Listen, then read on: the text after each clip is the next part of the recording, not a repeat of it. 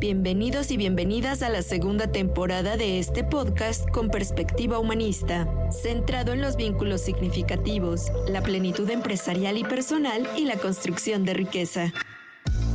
En estos episodios escucharemos a Francisco Mace, presentador y editor, y al Dr. Pablo Mock, autor de los 4 libros del método Daisuji, quienes conversarán con destacados líderes y empresarios en torno a la construcción de riqueza a partir del desarrollo de habilidades personales, ejecutivas y comerciales, con énfasis en las ventas y los métodos para lograrlas. ¡Acompáñenos! Agradecemos a nuestros patrocinadores que hicieron posible la producción de este episodio. Queridos amigos, ¿cómo están el día de hoy? Me complace mucho que estén aquí acompañándonos en este nuevo episodio de nuestro podcast, Liderazgo Daisuji, Construyendo Riqueza. Como ya hemos dicho, esta es la segunda temporada y en ella estamos analizando la generación de riqueza en un sentido amplio, enfocándonos en el desarrollo de habilidades personales, ejecutivas y comerciales orientadas a las ventas, ya sea de productos, servicios, proyectos o ideas. Como en cada episodio, tengo el gusto de presentarles al Dr. Pablo Mock, quien ha sido empresario, coach, conferencista y es escritor, autor de 4 libros donde expone el método Daisuji, un método y un modelo de liderazgo humanista para alcanzar la plenitud y, desde luego, construir diversos tipos de riqueza. Hola Pablo, ¿cómo estás? ¿Qué tal, Francisco? Buenos días al equipo de producción. Y hoy tenemos un invitado de lujo, Javier Solana, quien es un hombre que ha sido, en relación a mi persona y a esta obra, un gran patrocinador y un gran entusiasta del mismo. Yo sé que vamos a pasar un momento de mucha sabiduría, de mucha experiencia, porque si algo tiene Javier es que ha trotado por muchos lados y tiene un gran bagaje tanto intelectual como moral que creo que nos va a hacer un capítulo maravilloso. Entonces tengo mucha expectativa, estoy muy contento y agradecerle por supuesto a Javier, a su familia y al grupo que representa su apoyo en este proyecto humanista que tenemos hoy. Muchas gracias, Pablo. Y como ya adelantó el doctor, en efecto, contamos con la presencia de Javier Solana Lozano. Él es presidente ejecutivo del Consejo de Estructuras Metálicas de Puebla, una empresa también conocida como Estructura Solana. Y además es presidente de la Unión Social de Empresarios de México, la USEM Confederación. Con él vamos a conversar en torno al tema de hoy, que es la plenitud personal y profesional como un proceso sostenible. Hola Javier, ¿cómo estás? Muy bien, muchas gracias, Francisco.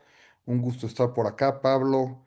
Muchas gracias por la invitación y encantado de poder platicar y pasar un rato muy agradable. No sé si tan inspirador como tú comentas, pero sí muy agradable, eso seguro.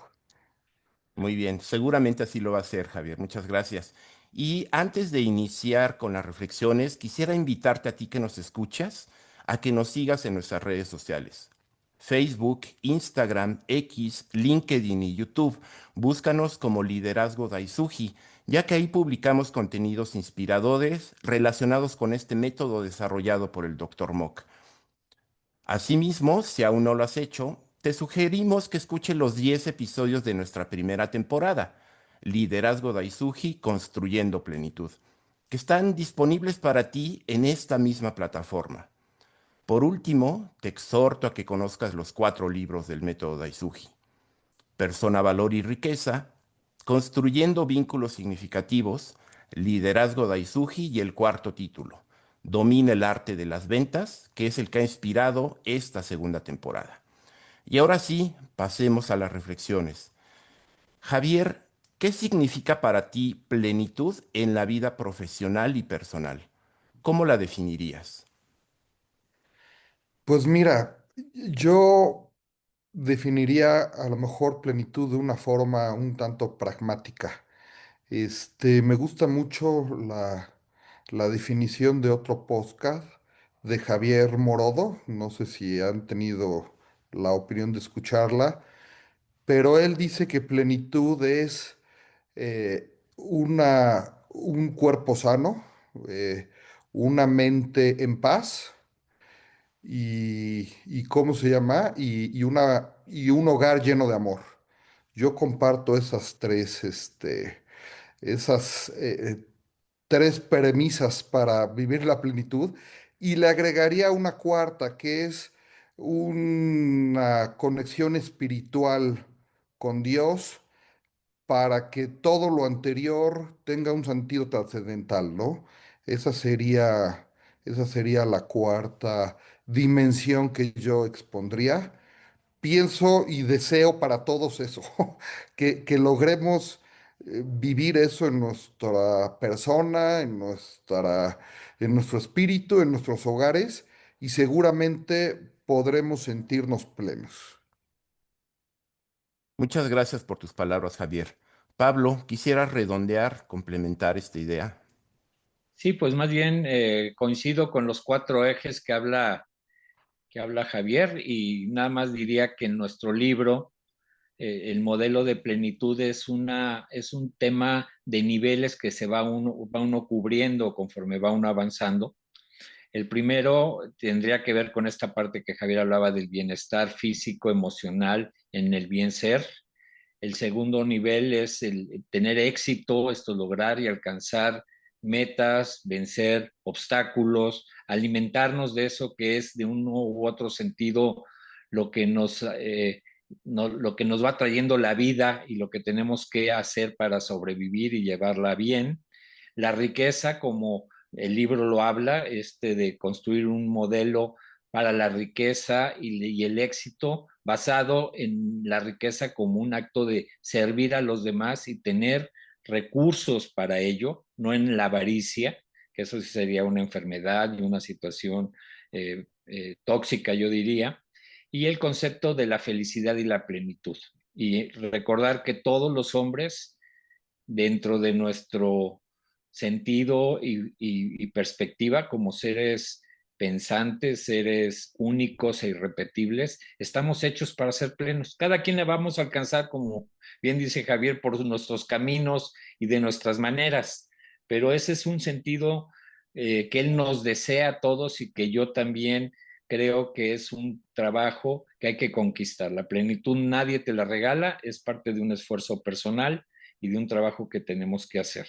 Y nadie más que Javier lo sabe, él que hoy dirige una empresa que está cumpliendo orgullosamente 70 años y que es el producto de generaciones que le anteceden y que él ahora le toca multiplicar en el bien ser y el bienestar, ¿no?, de su gente, de sus clientes y de la ciudad en la que está, en Puebla, porque al final empresas como la de Javier generan muchas fuentes de trabajo y mejoran la calidad de vida de la región en la que está. Entonces, creo que ese concepto de ser pleno y ayudando a los demás a hacerlo y construir una riqueza compartida, creo que ese es lo que le da el valor al concepto de la plenitud como proceso humano.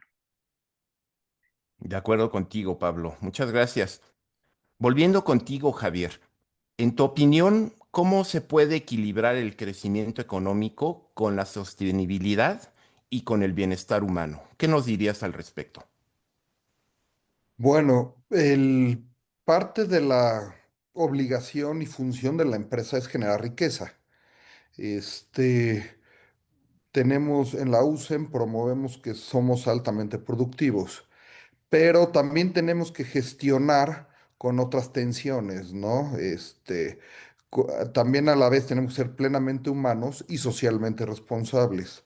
La empresa como ente económico y ente social cumple esta doble obligación. Y me iría yo un poquito más allá adelante en las dimensiones, que es acercar las oportunidades a la gente y a la comunidad donde está inmersa, ¿no? Ya lo hemos visto o ya lo hemos experimentado hasta el cansancio, que desafortunadamente en el modelo que tenemos o que estamos inmersos de capitalismo sí que manejamos, pues se polariza la riqueza, ¿no? Y bueno, eso es parte de la estructura o culpa de todos que formamos parte de esta estructura.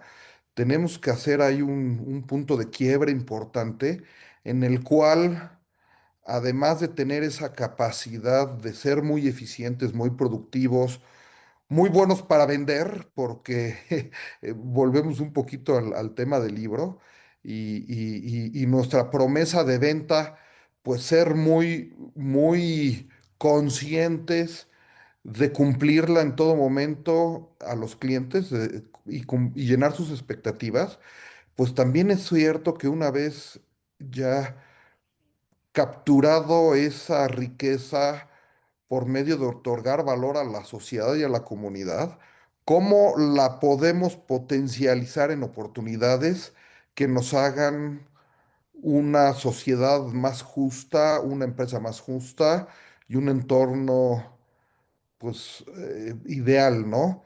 No es un trabajo del gobierno solamente, porque si dejamos al gobierno en esta chamba, pues está muy limitado, ¿no? Por ahí hemos dicho en varias ocasiones que la política o la política social es algo demasiado importante para dejarlo solo en manos de los políticos. Entonces, definitivamente es un reto y es una gran oportunidad de nuestra sociedad, de nuestra comunidad y de nuestra generación, porque hemos visto por ejemplo, en el último estudio del Instituto Espinosa Iglesias, donde dicen que la movilidad social es un tema muy complicado porque solo 7 de cada 10 personas pueden sacar adelante a sus familias a una posición de desarrollo y de plenitud. 3 de cada 10 mexicanos, hagan lo que hagan, son los que podrán sacar a su familia adelante y subir de su extracto. 7 de cada 10, hagan lo que hagan, desafortunadamente no lo podrán hacer. Y se pasarán 3 generaciones y no lo lograrán. Entonces, nosotros pues como mexicanos y como empresas mexicanas y haciendo uso de la solidaridad y de la subsidiariedad, que son principios que vemos en la UCEM, ver de qué manera podemos acercar esas oportunidades para que puedan salir adelante, para que puedan lograr una vida plena. Ese es un gran reto y ya la gente ya lo exige de maneras, este, pues cada día más visibles, ¿no? Como una gran polarización, como temas de inseguridad pública, como lo que acabamos de sufrir y de lamentar de manera muy triste el domingo pasado, muy marcado en el estado de Jalisco, y aprovecho para mandar un fuerte saludo y un fuerte abrazo a todos. La USAM Jalisco y a todos los amigos que también tiene estructura Solana alrededor de Jalisco, gente valiosísima, todos ellos y todos los del estado, seguramente la mayoría. Pero sí, definitivamente esas muestras de violencia pública donde empieza en un estado, pero se levantan 8 estados, temas complicados de seguridad, o más de 8 estados, ya no lo sé en estos momentos, pues hacen eco en un tema de movilidad social donde no hemos sabido como mexicanos brindarnos generosamente estas oportunidades unos a otros. Esto ya no puede esperar, el país no aguanta, el mundo no aguanta la polarización en Estados Unidos y en países de primer mundo donde no estaban acostumbrados a estos temas de polarización, ya lo están viviendo y como mexicanos y como latinoamericanos cada vez tenemos más que decir al mundo, porque no solo a México, porque nosotros sí ya llevamos muchos años de vivir esta situación. No lo digo como orgullo, lo digo como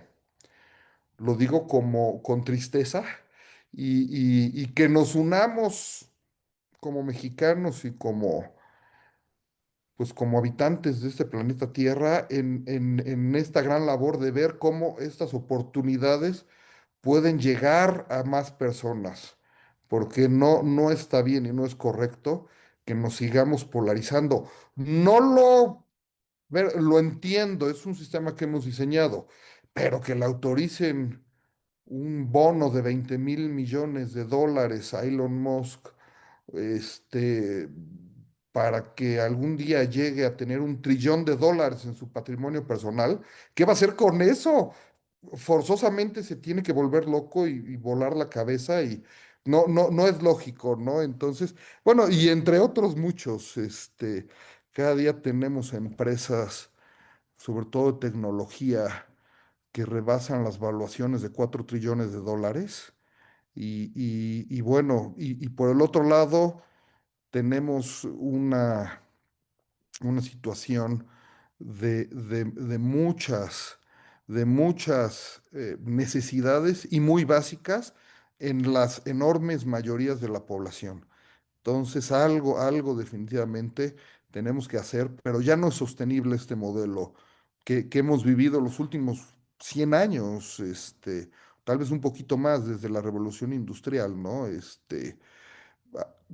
De alguna forma o de muchas formas tendremos que variarlos y acercarnos a estas oportunidades.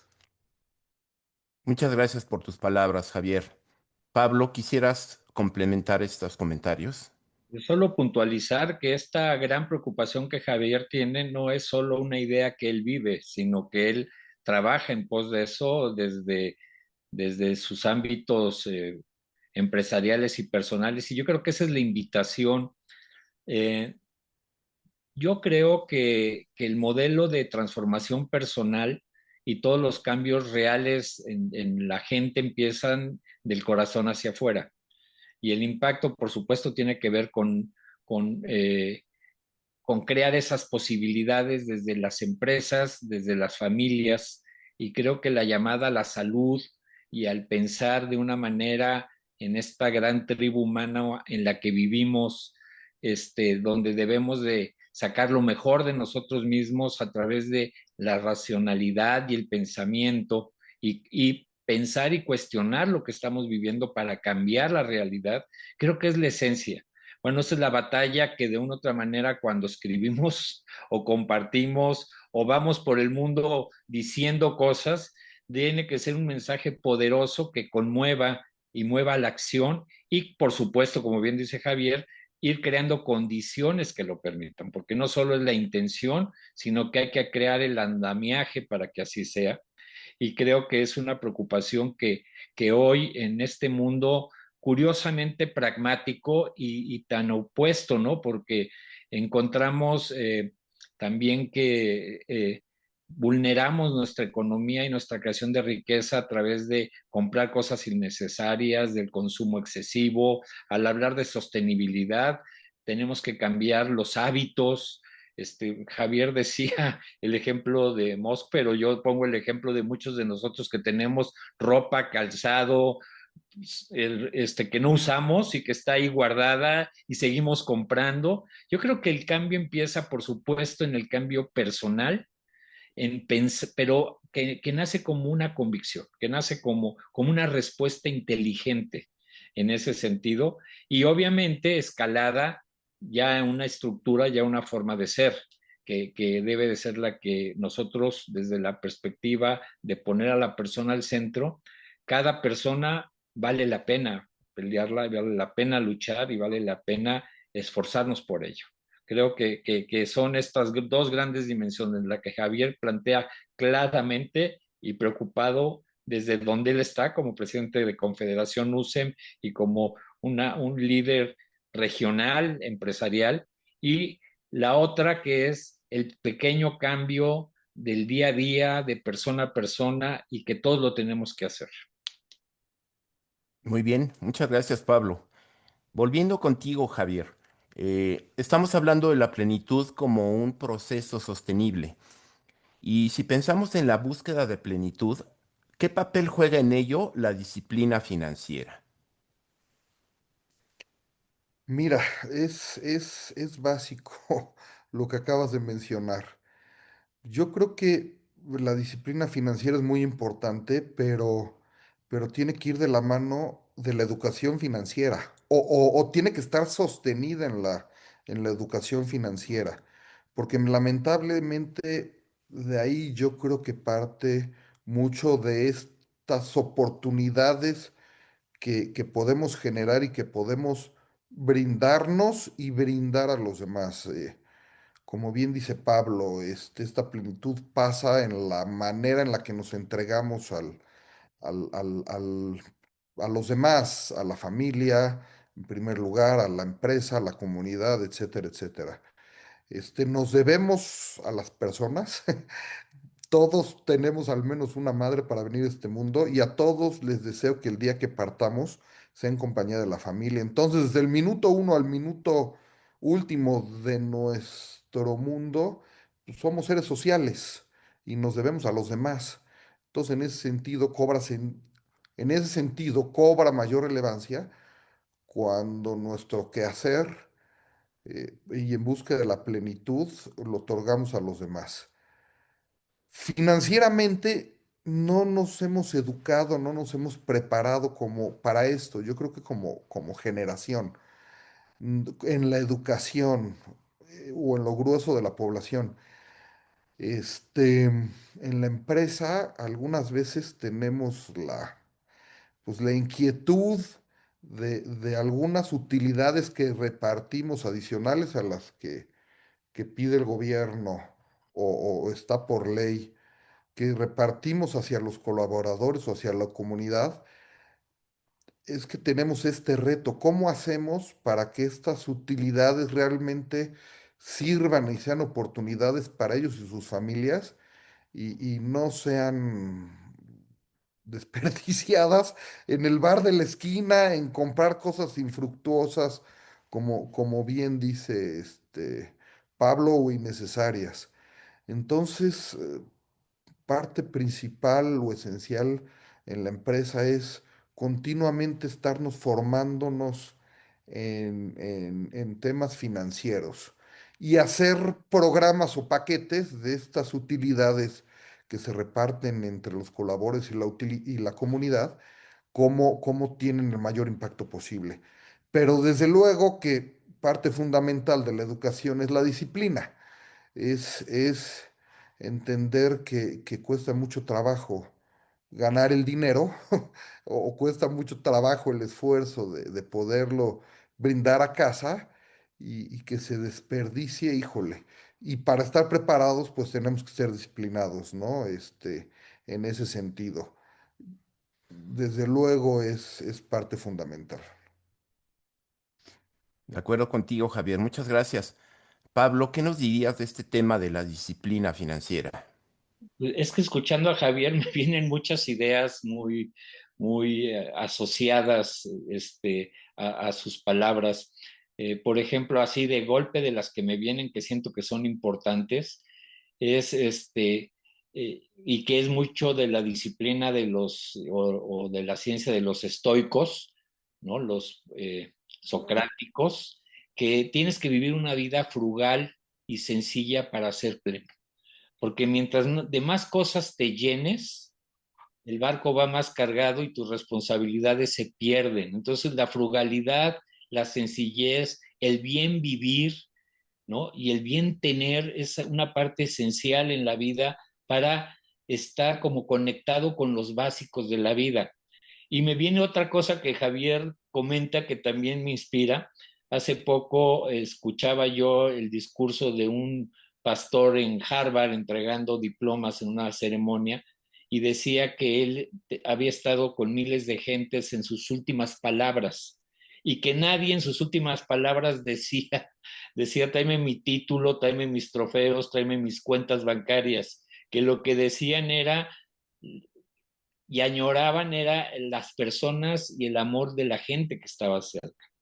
Yo creo que eso es aprender con frugalidad a vivir, estar conectado en las relaciones vitales y esenciales que nos hacen plenos y en el saber ahorrar dinero y energía, porque también a veces desperdiciamos no solo el dinero, sino la energía, y sobredimensionamos cosas que no la tienen en muchos sentidos y sufrimos de más. Eso es parte del concepto de la educación que nos invita Javier a pensar financieramente, no nomás recursos materiales y patrimoniales, sino también recursos emocionales y relacionales que nos permitan vivir de la mejor manera posible, pero esas son elecciones personales.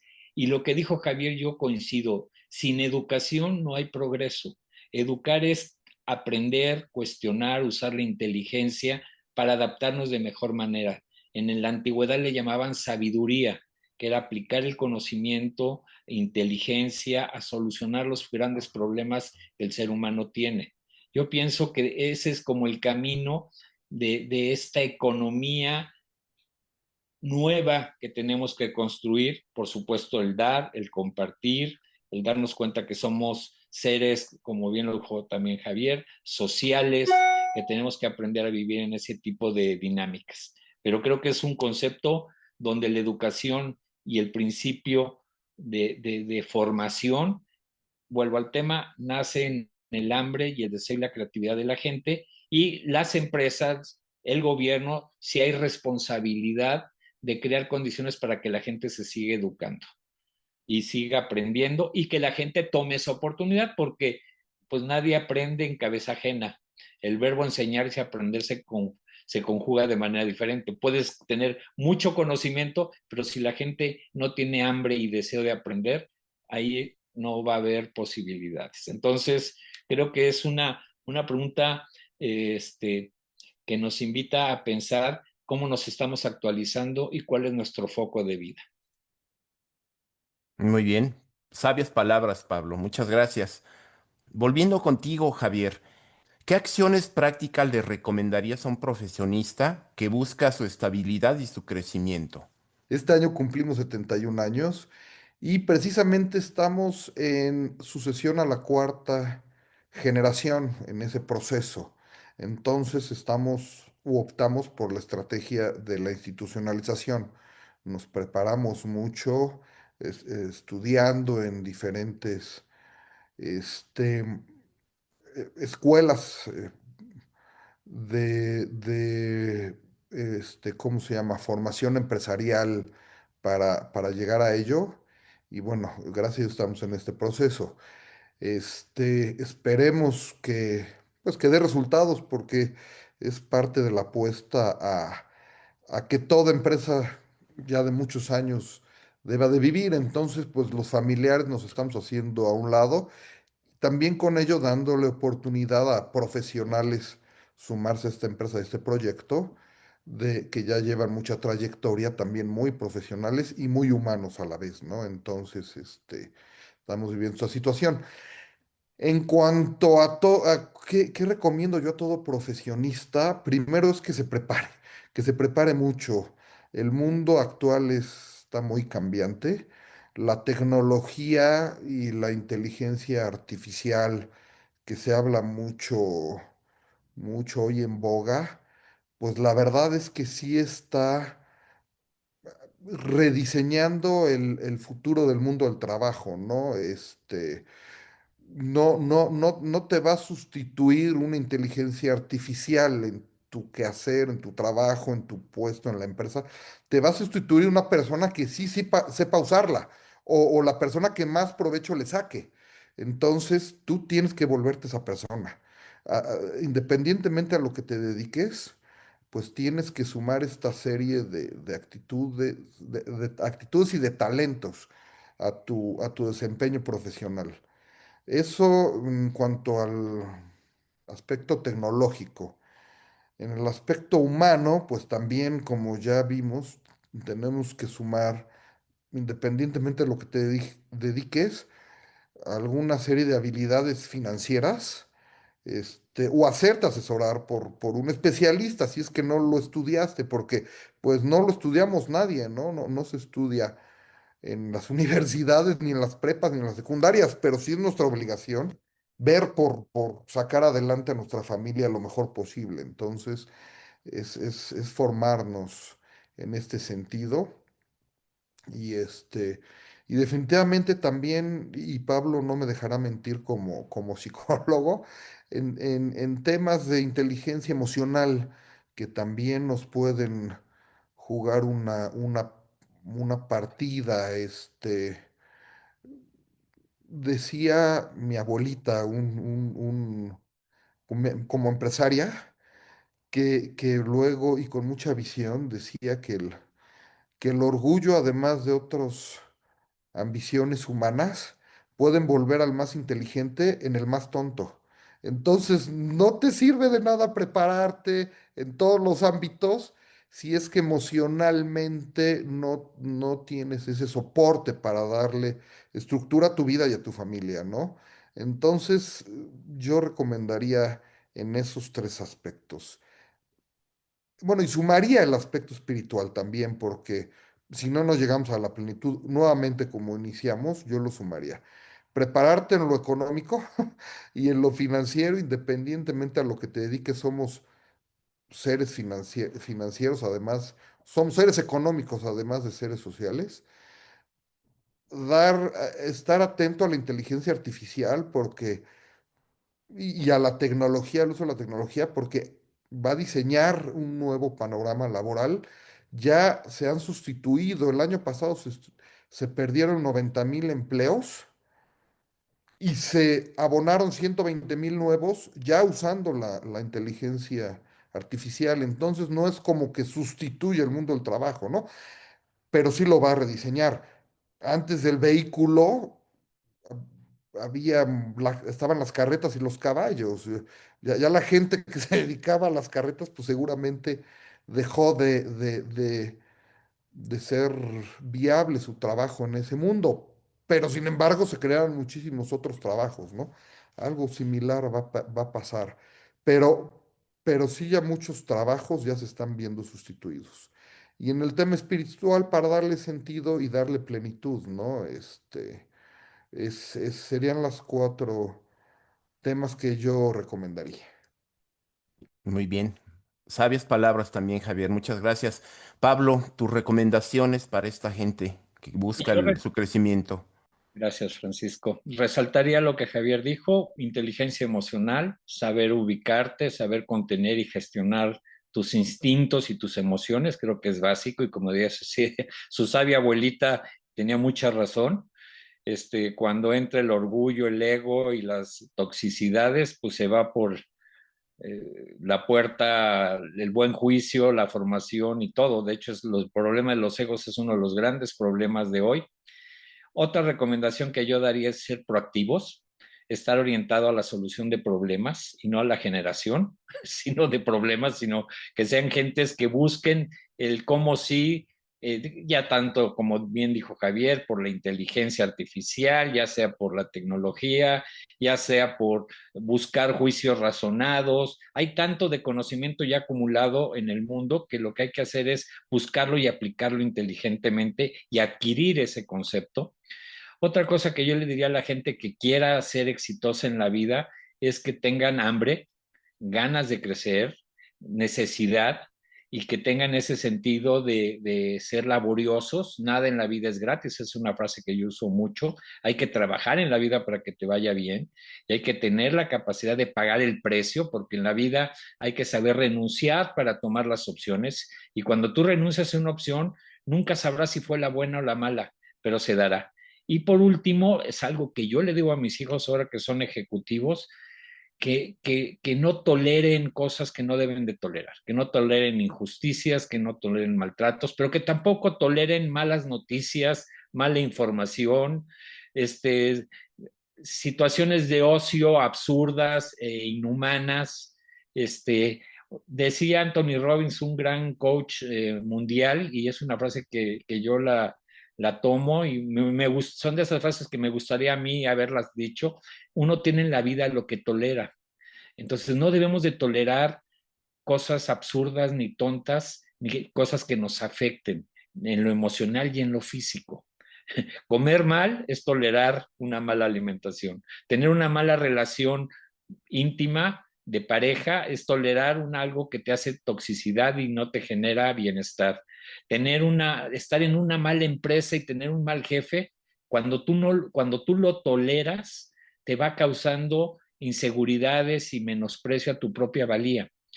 Pero en toda la vida hay que entender que el tolerar es volvernos más proactivos, más inteligentes emocionales, más capaces de resolver problemas, tener mejores relaciones humanas y, por supuesto, eso del tolerar es abrirte a pensar fuera de la caja, ser muy creativo con las cosas que te está presentando la vida. Creo que la gente siempre va a haber trabajo y en ninguna empresa, y Javier no me dejará mentir, vas a dejar ir a una persona valiosa, a una gente que genere valor, a una gente que resuelva los problemas, a un, decían en el pasado, a un bien nacido que agradezca, que reconozca. Ese sentido, las organizaciones están ávidas de gente así, que estén dispuestas a construir riqueza y a ser parte y convertirse moralmente en socios y asociados que generan valor más que trabajar.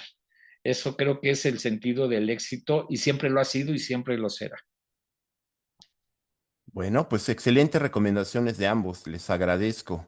Y volviendo, Completando un poquito lo que decía Pablo en la maestría, un profesor nos decía que es obligación del colaborador que su jefe lo reconozca, que su jefe lo valore y que su jefe lo considere, porque aporta valor a la empresa. Entonces, sí me sumo a lo que dice Pablo. En este fenómeno de la gran renuncia que estamos viviendo y que se ha estado estudiando ya, pues la verdad es que estamos ávidas las empresas de un perfil de colaborador que de veras nos aporte de valor, que de veras sepa contener sus emociones, que se prepare día a día, que sea disciplinado, todo esto que comentamos, ¿no? Yo creo que hay muchísimas oportunidades, pero la gente tiene que estar preparada para tomarlas. Gracias. muy bien, gracias a ti, Javier. Y volviendo contigo, la última reflexión, haciendo un sumario de todo este enfoque humanista de plenitud sostenible que hemos analizado, ¿cómo visualizas tú su impacto en la vida ejecutiva y empresarial de México en los próximos años? Bueno, pues yo creo que es fundamental en el sentido que cada vez nos hagamos más conscientes en lo personal y en lo empresarial, este, la finalidad de la vida es ser plenos. La finalidad del trabajo es ser pleno. Que pongamos las condiciones personales y familiares para lograrlo y en la empresa también, que desarrollemos con iniciativa y con innovación planes y programas para que sean centros empresariales mm, que puedan crear esta vida de plenitud dentro de ella a sus clientes y a sus colaboradores, que se pueda vivir y que pueda experimentar este humanismo, como dicen, y no solamente pues esta consecución del dinero por sí misma, porque pues ya está desgastando mucho el modelo que tenemos. Que pongamos al ser humano en el centro como principio y como fin de nuestro quehacer empresarial, no como un medio para nuestro quehacer empresarial, sino como un fin por sí mismo. Trabajamos para seres humanos que se llaman clientes. Este, lo hacemos trabajando en solidaridad y subsidiariedad con otros seres humanos que se llaman colaboradores. Estamos inmersos en una red de seres humanos que se llama comunidad. Este, en fin,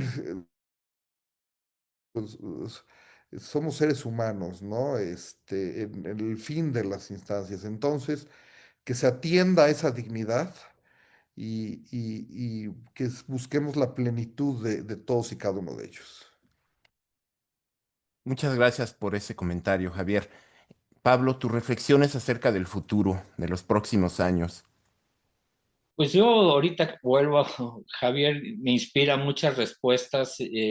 Primero, invitar a nuestros amigos que vean el capítulo del papá de Javier, que creo que es una experiencia formidable. En nuestra primera temporada tuvimos el gusto, y cuando uno oye al padre y ahora uno disfruta al hijo, pues uno se da cuenta que hay una línea conductora que se llama civilidad y principios y congruencias en ese sentido. Entonces yo creo que es muy importante que disfruten estos dos discursos en su momento, se los comparto. Y el otro tema es que nuestro país, al fin y al cabo, somos nosotros. En nosotros radica todos estos principios y todo esto. Recuerdo aquella frase de tú, más que pedirle al país qué hacer, tú qué vas a hacer por el país. Lo tenemos que poner en primera persona. Y cada uno desde nuestra trinchera y desde nuestro momento y oportunidad tenemos que hacerlo. Y yo creo que el sentido de la obra que hemos escrito, de la cual tú eres una parte muy importante, Francisco, y que Javier ha sido un agente que en los años nos ha estado apoyando, cosa que valoro y reconozco nuevamente. Nosotros tratamos de dar una respuesta en la sumando a los grandes pensadores y a los grandes modelos, aportar una forma de interpretación para que quede como un pequeño legado, para que los demás vayan encontrando de manera más fácil ese camino. Al final, estos libros es una expresión de esa preocupación de poner a la persona al centro, de generar vínculos significativos, de darnos cuenta que somos protagonistas de nuestra vida y arquitectos de la misma, y que es una habilidad irrenunciable, una capacidad que uno tiene que saber que la vida, si te da limones, haces agua de limón. Si la vida te da recursos ricos y naces en una posibilidad de construir, tienes que hacerlo. Al final, el liderazgo como algo protagónico, y por último, los elementos de la riqueza y el éxito, en ese sentido de todos estamos en la vida comprando y vendiendo. Hagámoslo con ética, hagámoslo con buen sentido y hagámoslo bien, por nuestro propio bien, de los seres por los que trabajamos y por todo eso. Y agradecerle a Javier, a ti, Francisco, y al equipo nuevamente este deleite, este buen bocado que en mí abre una reflexión profunda. Muchas gracias. Gracias a ti, Pablo, y gracias a ti, Javier. Y en efecto, fue un episodio muy agradable, con muchas palabras de sabiduría que pues ha llegado a su fin.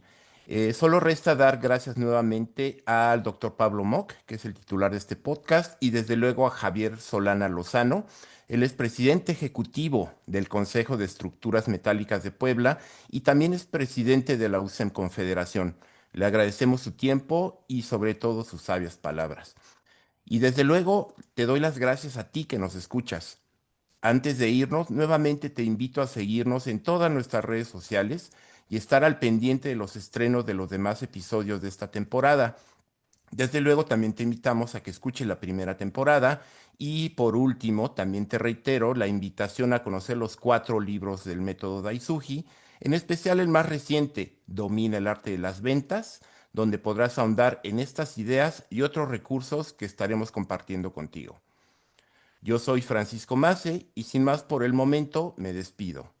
Hasta la próxima. Agradecemos el apoyo de nuestros patrocinadores. Actinver, líderes en manejo de inversiones. Digipack, soluciones en empaque. Estructura Solana, empresa 100% mexicana. Fincomún, crédito, ahorro, inversión y asistencias. Grupo GAC, asesores de negocios. Grupo IPS, líderes de la revolución en seguridad. Grupo Águila, herramientas, tornillos y accesorios. Grupo Murguía, seguros, fianzas y administración de riesgos. Silvana, telas y materiales para tapicería. Hortus Corporativo, transporte de personal y de carga. Praxis, asesores corporativos. CIA, Servicio Industrial AutoExpress.